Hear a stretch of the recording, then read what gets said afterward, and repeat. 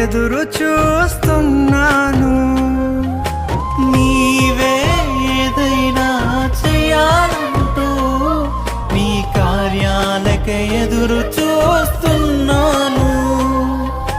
తప్పక చేస్తావని నిన్ను నమ్మి, తప్పక చేస్తావని నిన్ను నమ్మి, నీ కరముపై దృష్టి ఉంచినానయ్యా, నీ కరముపై దృష్టి ఉంచినానయ్యా.